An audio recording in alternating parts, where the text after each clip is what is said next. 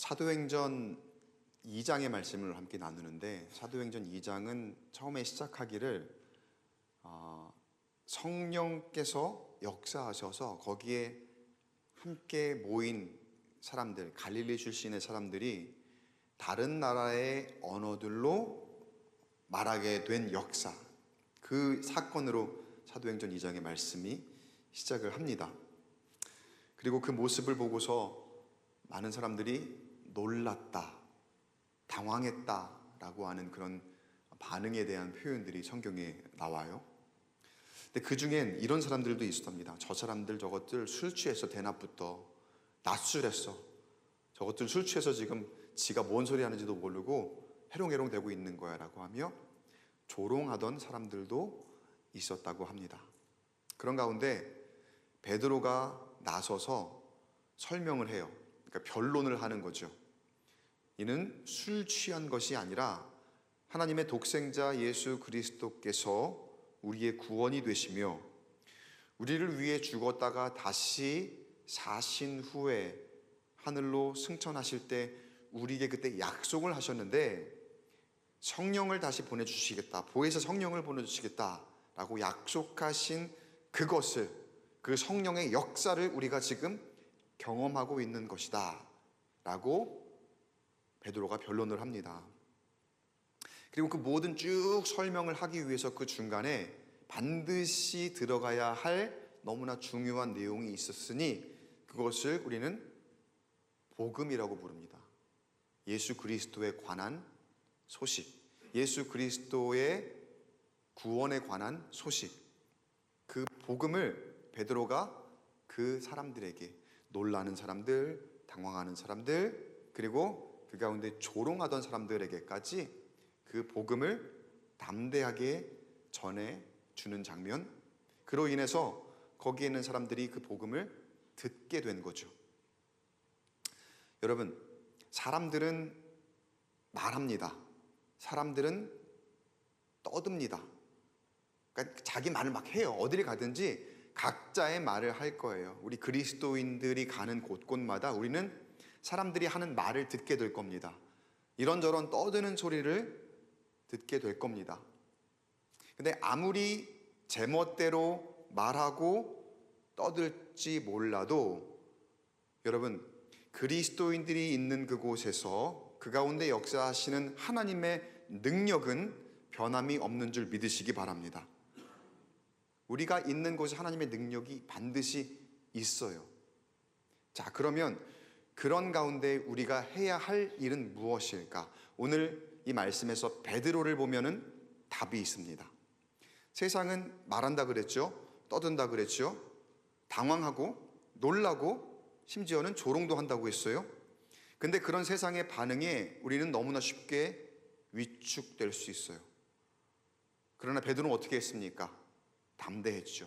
우리가 할 일이 바로 그겁니다. 세상이 어떤 반응을 보이더라도 우리가 거기에 위축될 것이 아니라 어떤 상황, 어떤 때에도 살아 생동력이 있고 결국은 그 어떤 사람이라도, 그 말하는 사람, 떠드는 사람, 조롱하는 사람들까지라도 변화시킬 그 복음을 담대하게 전하는 것이 저와 여러분, 우리 모두가 할 일임을 믿습니다.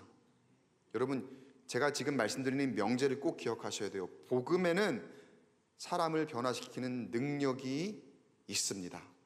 믿으십니까? 복음에는 그 능력이 분명히 있어요. 우리가 그걸 믿어야 돼요. 근데 우리가 먼저 위축되기 시작한다면 그 능력이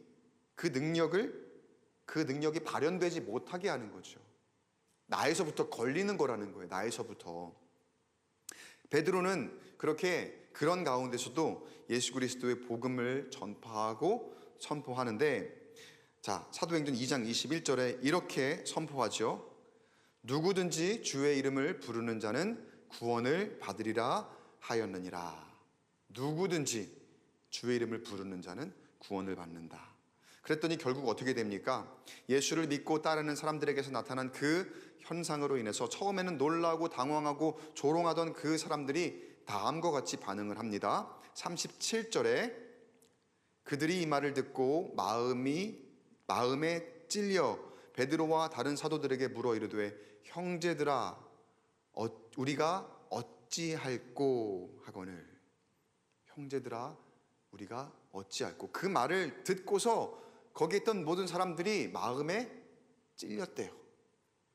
그리고 베드로에게 그리고 사도들에게 되묻기를 이제 우리가 어떻게 해야 합니까? What shall we do? 우리가 어찌할꼬 물었다는 거예요. 여러분, 제가 방금 복음이 분명히 사람을 변화로 인도한다고 했죠. 근데 그 전에 그 변화를 위해 필요한 한 단계가 있어요. 그게 뭐냐면 찔림입니다. 찔림. 여러분, 진리의 말씀 가운데에는 반드시 이 찔림이란 게 있을 거예요. 때로는 목사님의 말씀을 듣던 내가 성경을 내가 막 줄줄줄 읽어 나가는 가운데 어떤 때는 성가대의 찬양을 듣건 아니면 앞에서 찬양 인도하는 찬양팀의 찬양을 따라 부르는 가운데서도 여러분 가운데에 그런 감정을 느끼실 때가 있을 거예요. 막 콕콕 찌르는 거예요. 너무나 아파요. 너무나 부끄러울 만큼 그 찔림의 현상이 나타날 때가 있을 거예요. 근데 여러분, 그걸 그대로 인정하시기 바랍니다. 진리의 말씀이 내 가운데에 임할 때 그 찔림은 그냥 아픔으로 끝날 것이 아니고, 그리고 부끄러움으로 끝날 것이 아니고, 그 찔림으로 인해서 우리가 새롭게 되는 놀라운 변화를 경험하게 될 줄 믿습니다. 그래서 여러분, 그게 은혜인 거예요. 은혜. 성령이 우리에게 임하셔서 우리에게 은혜를 베푸실 때에는 먼저 우리에게 찔림을 주시더라. 근데 그 찔림이 왜 은혜냐면요, 우리가 이따가 말씀드리겠지만 새롭게 되어져야 되거든요. 근데 그 찔림이 없이는 우리가 죄인인 줄 모르고 살아요. 그 죄가 먼저 씻겨져야 나에게 변화가 있는데, 내 찔림이 없으면 내 변화가 있을 수가 없어요. 내가 죄를 고백할 수 없으니까. 그러면 변화를 경험할 수 없다면 그게 은혜겠습니까? 아니죠. 은혜는 내가 새롭게 되어지는 건데요, 새롭게 되기 위해서 우리에게 먼저 그 아픈 찔르는 그 모습을 우리에게 주시는 거예요. 그래서 베드로가 이렇게 얘기하죠. 38절에 보면은요, 베드로가 이르되 너희가 회개하여 각각 예수 그리스도의 이름으로 세례를 받고 죄의 사함을 받으라. 그리하면 성령의 선물을 너희도 받을 것이다. 우리가 형제들아 우리가 어떻게 하면 될까? 어떻게 할까요? 했더니 뭐라고 해요? 회개해라. 돌이켜라. 불편할 수 있습니다. 이 말 자체가 불편할 수 있어요. 남이 나한테 지적하는 것 같잖아요. 근데 서로 이렇게 함부로 당신 회개하세요 이렇게 말할 수는 없죠. 그러니까 강단이니까 제가 하나님 말씀을 대언하며 얘기할 수 있는 거지, 저도 내려가서는 여러분에게 회개하세요 이렇게 못해요. 사람이 어떻게 그렇게 얘기를 해요? 말 자체가 불편한 거거든요. 왜냐하면 찔리니까, 부끄러우니까 마음이 아플 수도 있거든요. 그러나 여러분, 이 말을 듣고 지금 당장 불편하고 조금 힘이 들진 모르지만 그로 인해서 분명히 내가 살게 될 거라는 거예요. 그로 인해서 내가 분명히 영원한 삶 가운데 거하게 될 거라는 거예요. 그렇다면 여러분, 그 지금은 나에게 찔림을 주시지만, 나에게 아픔을 주시지만 나를 결국 살리시니까 얼마나 큰 은혜입니까? 그게. 그 말씀을 여러분 들으시기 바랍니다. 그리고 얼마든지 누구든지 부르는 그 자에게 그 하나님의 약속과 그리고 하나님의 그 은혜를 허락하신다고 말씀하신 줄 믿습니다. 분명히 누구든지라고 했어요. 정해진 사람이 아니라 누구든지 하나님이 부르시는 자들에게. 근데 여러분, 여기서 하나님이 부르시는 자들이란 어떤 사람들일까? 누구든지 하나님이 부르시는 사람들이란, 여기서 여러분 그 하나님이 부르시는 사람들이란 하나님의 뜻대로 살기로 결단하는 사람들이라고 여러분이 쉽게 해석을 하면 될 것 같아요. 여러분 스스로를 한번 돌아보세요. 나는 하나님의 뜻대로 살기로 과연 결단하고 있는가? 근데 이게 그저 말로 되는 게 아니에요. 근데 가만 보면은 자칭 나는 하나님의 부르심을 받은 사람이야, 하나님의 뜻대로 사는 사람이야 라고 하면서도 하나님의 뜻과는 정말 거리가 멀고 반대로 내 뜻대로, 자기 뜻대로 사는 사람들이 있습니다. 더러 있습니다. 우리에게도 있겠지만 제가 자꾸 너무 찔리는 얘기를 많이 하면 너무 힘드실 수 있으니까 그냥 성경에도 그런 사람들이 많이 나오거든요. 그러니까 성경에 있는 사람들 얘기를 할게요. 정작 하나님 뜻대로는 살지도 못하면서 겉으로만 하나님이 부르신 사람이야 나는, 그리고 스스로 다른 사람들에게 그렇게 자신을 드러내던 그런 사람들, 복음은 머리로만 알고 있고 정작 그 복음의 진리대로는 살지 않는 사람들. 누가복음에 보면은요, 우리 지난주에 우리 세례 예식했잖아요. 그 세례를 베풀던 세례 요한이 등장을 합니다. 그 세례 요한이 머리로만 복음을 알고 자칭 나는 하나님의 뜻대로 사는 사람들이야 라고 하면서 정작 그 삶은 그렇지 못한 그런 사람들을 향해서 아주 심한 표현으로 꾸짖는 장면이 나오거든요. 세례 요한이 욕을 좀 했죠. 뭐라고 했습니까? 그 사람들에게 이 독사의 자식들아, 독사의 자식들아. 누가복음 3장 7절 여러분도 한번 시원하게 한번 해보세요. 같이 한번 읽어보시면서 시작. 독사의 자식들아, 누가 너희에게 일러 장차 올 진노를 피하라 하더냐. 이 장면은요, 죄송합니다, 세례를 받으러 오는, 세례 요한에게 세례를 받으러 오는 사람들에게 이런 심한 말을 하는 그런 장면이거든요. 그러니까 세례를 받으러 오는 거예요. 아니, 세례를 받는다는 것 자체가 이 사람이 이제 변화되고자 하는 그런 마음이 있는 거 아닙니까? 근데 아니, 세례를 받는다는데 왜 그 다가오는 사람들에게 갑자기 다짜고짜 이 독사의 자식들아 라고 하면서 이런 심한 말을 하는 걸까요? 다 이유가 있습니다. 그러니까 사람들은 못 보는 것을 세례 요한은 영의 눈으로 바라보는 거거든요. 아니, 사실 실제로 다 보였을지도 몰라요. 제가 그 배경을 다 알지는 못하지만. 그러니까 세례 받으러 오는 사람들의 면면을 보니까 다분히 형식적이고 겉으로만 신앙생활하는 그런 사람들이었다는 거죠.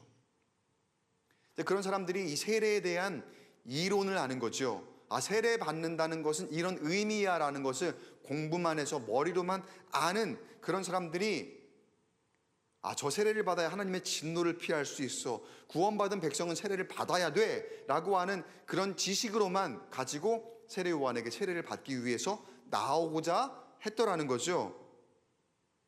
그랬더니 세례 요한은 그 머리로만 알고 믿는다고는 하지만 머리로만 믿고 정작 그 안에 참 믿음이 없었다는 것을 알면서 그런 심한 말을 한 거예요. 그러면서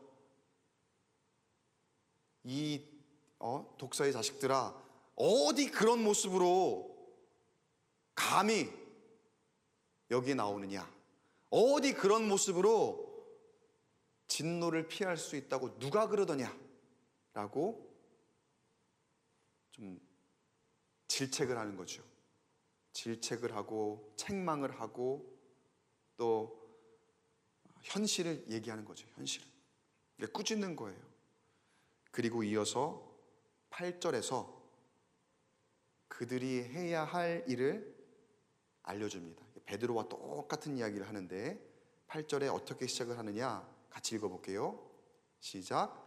그러므로 회개에 합당한 열매를 맺고. 여러분, 베드로가 한 말이랑 똑같죠? 회개해라. 그리고 너희가 아는 그 세례를 받아라. 근데 지금 세례 요한에게 다가오는 이들에게는 뭐가 없었다고요?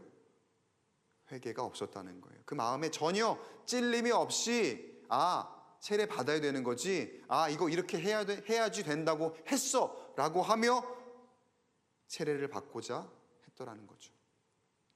여러분, 세례의 의미는 클렌즈입니다.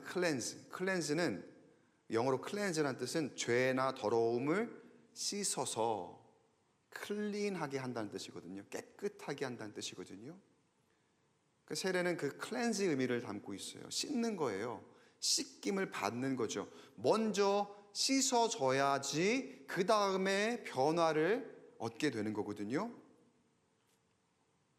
이전의 모습은 그대로 있으면서 무언가, 세례를 이렇게 더해갖고 물을 더해갖고 그렇게 변화되는 게 아니라는 거예요. 이전 것이 다 깨끗함을 받고 그리고 난 다음에 변화를 입어야 된다는 게 진짜 세례의 의미예요. 그런데 우리는 변화를 기대할 때 무심코 옛사람을 그대로 유지한 채 새로운 무언가가 더해지면서 이루어질 법한 그런 변화를 기대하는 경우가 얼마나 많은지 몰라요. 그래서 나는 그냥 그대로 있으면서 내가 뭔가 고치거나 내가 뭔가 바꾸거나 내가 깨끗하게 되거나 내가 비우는 것을 고려하지 않은 채, 야, 이것만 되면 되는데 라고 착각하는 거죠. 우리 학생들 대학만 가면 다 끝나는데, 또 로또만 되면 진짜 내가 그것 가지고 진짜 뭔가 좀 해볼 수 있을 텐데, 취업만 되면, 뭔가 하나의 기대하는 것을 목표로 잡고 나는 그대로 있으면서 그것을 더해서 나의 삶의 변화를 이루고자 하는 것. 다시 말하면 우리가 일상적으로 얘기할 때도 나의 습관은 그대로 있어요. 내 잠자는 습관, 공부하는 습관, 먹는 습관 그대로 있으면서 무언가 하나를 그냥 더하는 것으로 어떤 목표한 것을 막연하게 이루고자 하는 우리의 잘못된 습성이 있다라는 거죠. 이번 일만 잘 되면, 관계에 문제가 있을 때도 어떻습니까? 저 사람만 없으면 되는데, 나는 가만히 있으면서 나는 아무 문제 없고 저 사람만 없으면 이 관계의 문제 해결될 텐데, 저 사람만 바뀌면 이 관계의 문제 해결될 텐데. 근데 여러분, 대부분의 경우는 아무리 새로운 것이라 하더라도 뭐 하나 더해지거나 빠지는 것만으로 그 자체가 새로워지지 않더라는 거예요. 그 왜 그런 걸까요?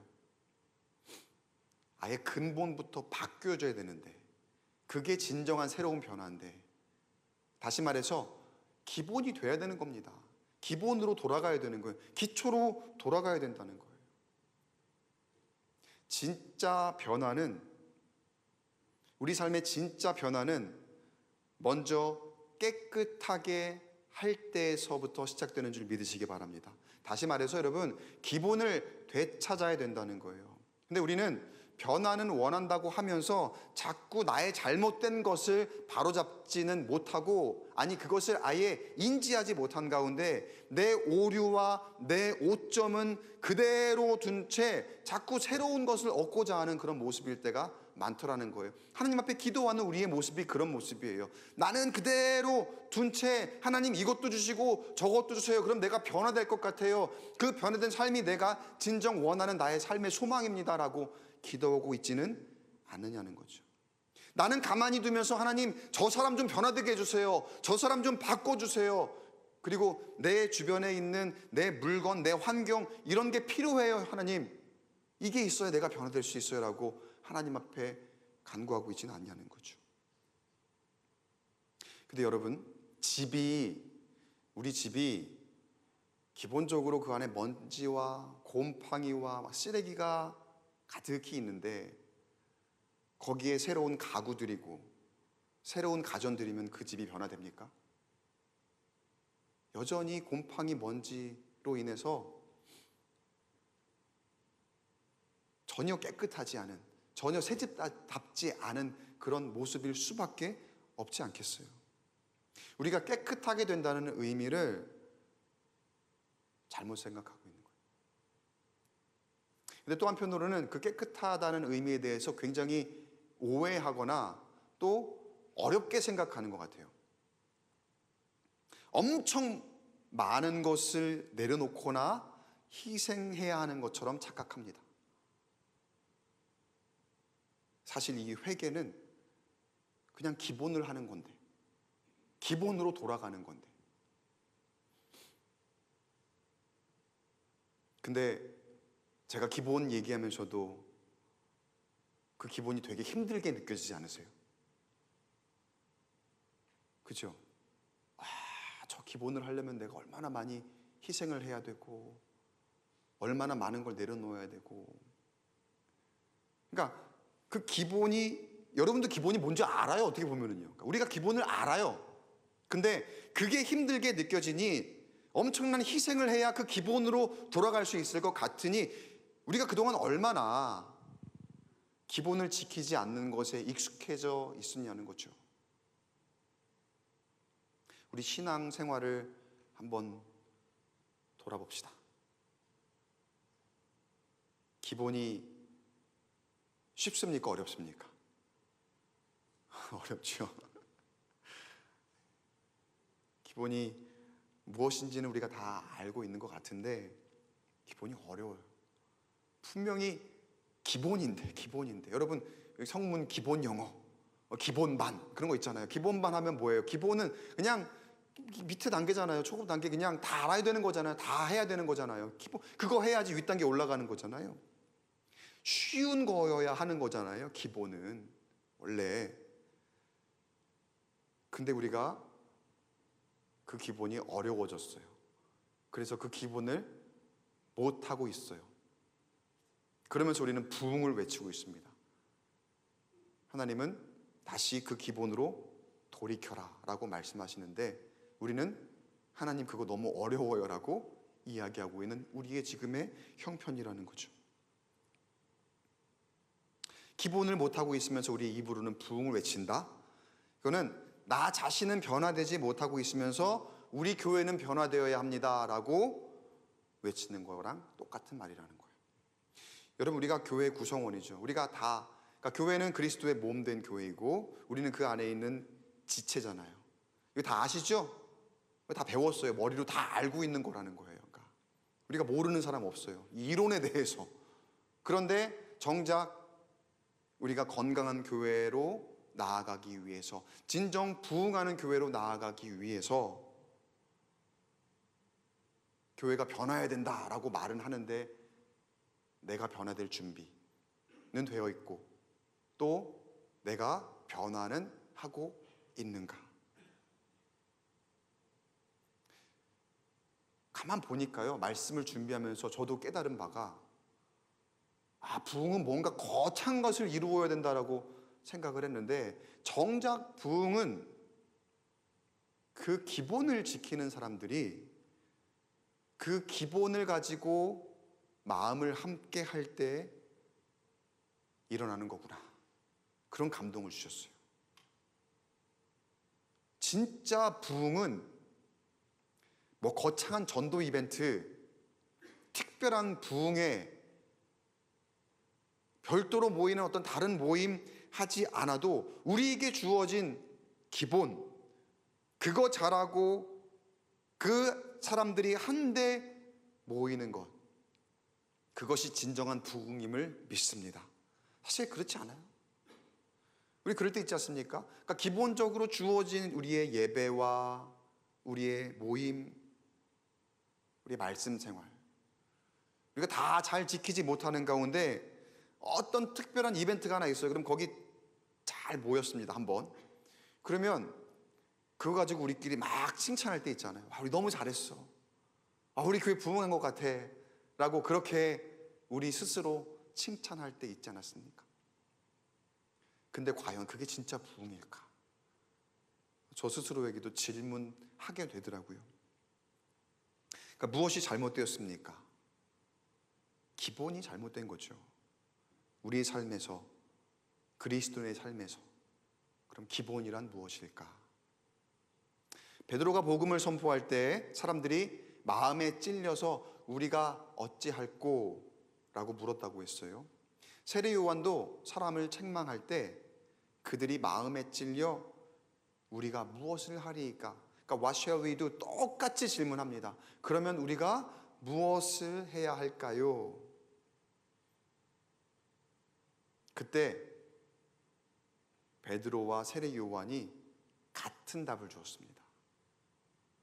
무슨 말이에요? 무슨 답을 줬어요? 회개해라. 회개해라.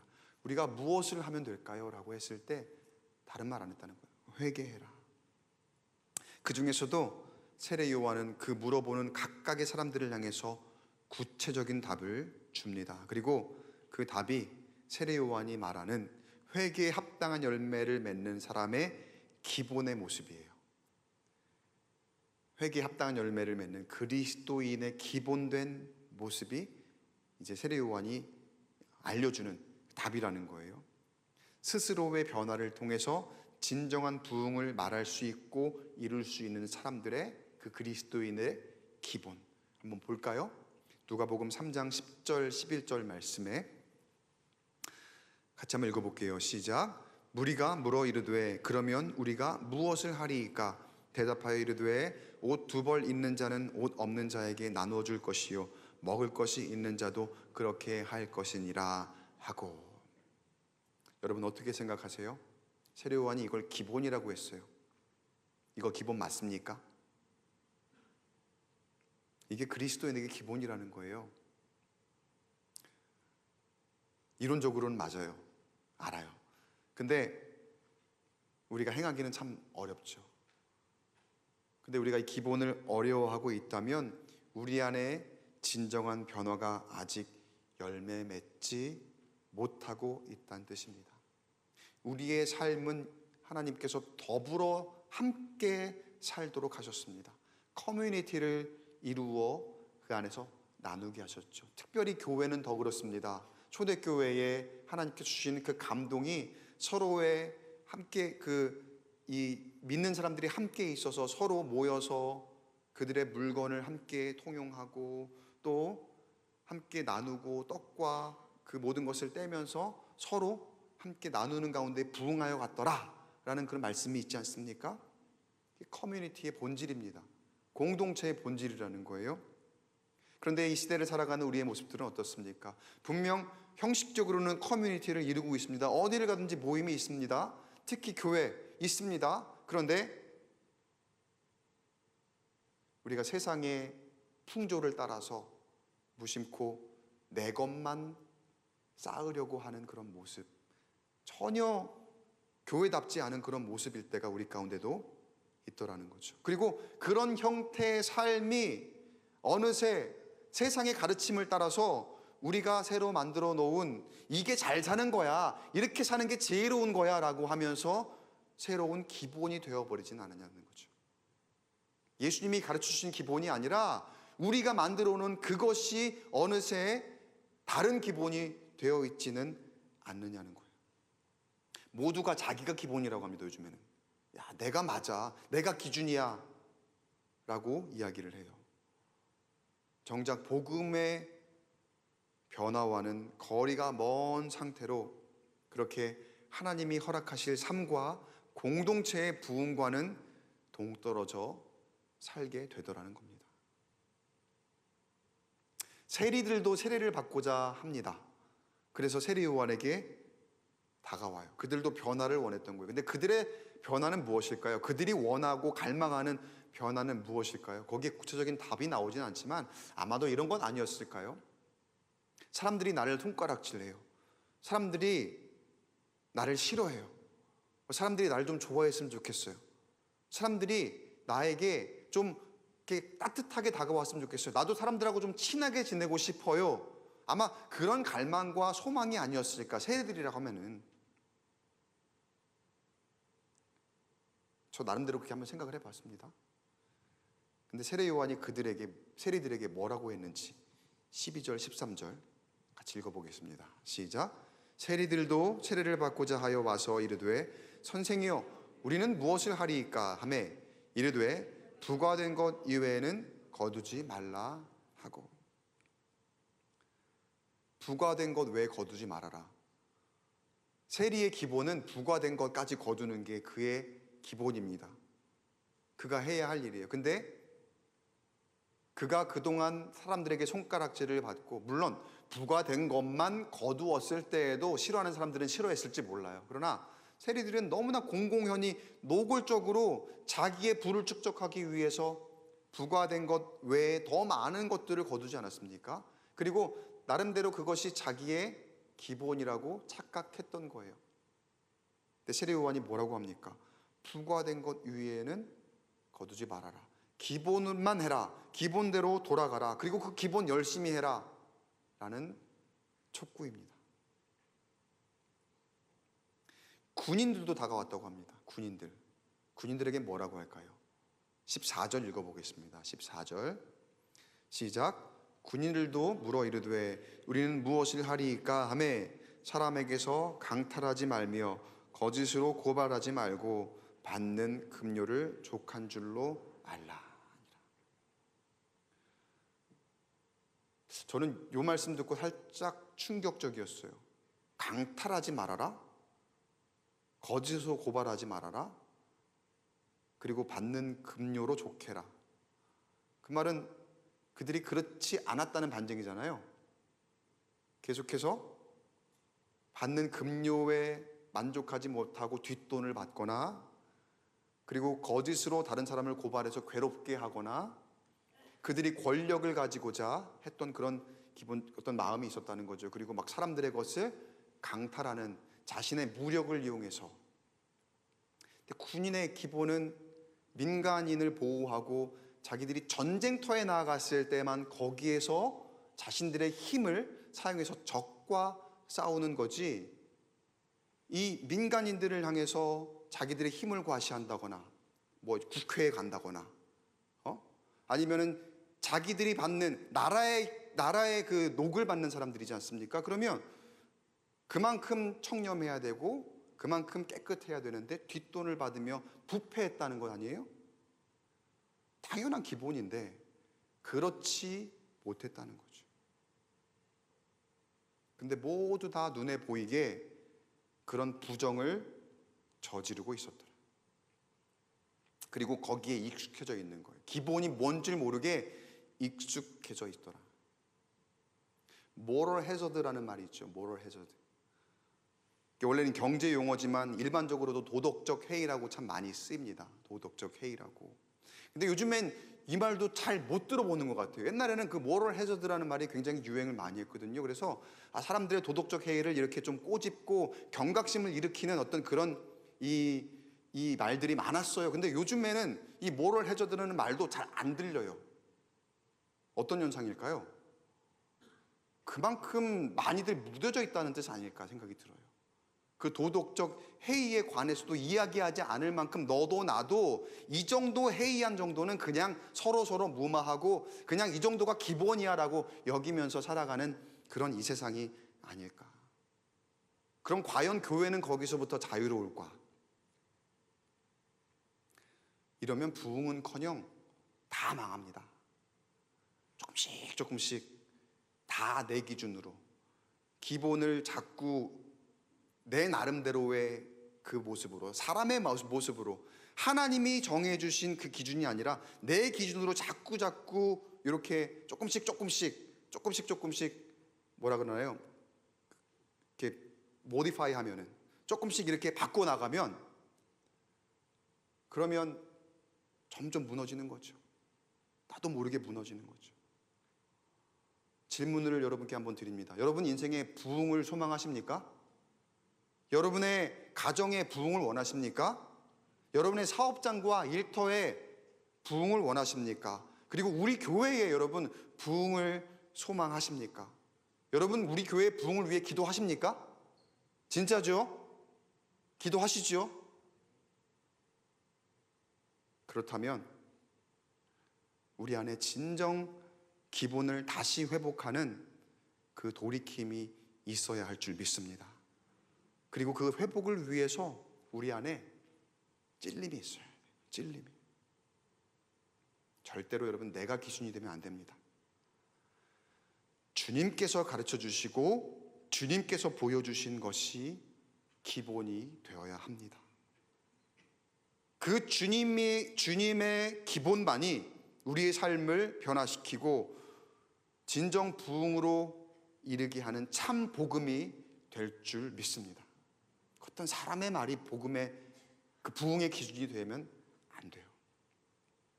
한 가지 기억할 것은 여러분, 그 복음은 항상 우리 곁에 있다는 것. 그리고 그 복음은 분명히 변화시키는 속성이 그 안에 있다는 것. 근데 우리가 늘 우리 곁에 복음이 있는데 우리는 그 복음으로 인해서 진정 날마다 변화되고 있느냐? 그거는 퀘스천 마크입니다.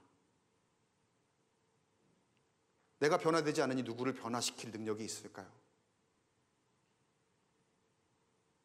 다시 한번 돌이켜야 합니다. 다시 한번 우리에게 찔림이 있어야 됩니다. 그리고 주님이 말씀하시는 그 기본으로 돌아갈 때 그 복음으로 내가 변화되고 또 부흥하여서 내가 있는 그곳, 우리 가정, 우리 사업장, 우리 직장, 우리 학교, 그리고 우리 교회, 그리고 우리 나라, 사랑하는 우리나라 대한민국, 진짜 부흥하는 역사를 저와 여러분 통해서 이루어지기를 주님의 이름으로 간절히 축원합니다. 그저 머리로만이 아니라 우리의 마음과 가슴과 우리의 실행을 통해서 그 부흥을 이루는 주인공이 되시는 저와 여러분 되시기를 주님의 이름으로 간절히 축원합니다. 잠시 기도하겠습니다. 하나님 감사합니다. 오늘도 주신 말씀 붙들고 한 주간 살아갈 때에 하나님께서 우리에게 허락하실 그 부흥을 진정으로 묵상하게 하여 주시옵소서. 그를 위하여 우리에게 돌이키라 말씀하십니다. 우리에게 때로 찔림을 주십니다. 너무 아픕니다. 부끄럽습니다. 그러나 하나님 잘 견뎌내고 이겨내므로 우리에게 허락하실 그 복음의 능력으로 진정 변화되게 하시고 참 부흥을 이루는 우리의 삶과 우리의 가정과 우리의 교회와 우리의 모든 공동체가 되게 하여 주시옵소서. 우리 구주 예수님의 이름으로 간절히 기도드리옵나이다. 아멘. 시간은 말씀을 기억하면서 함께 찬양 고백하고 기도하도록 하겠습니다.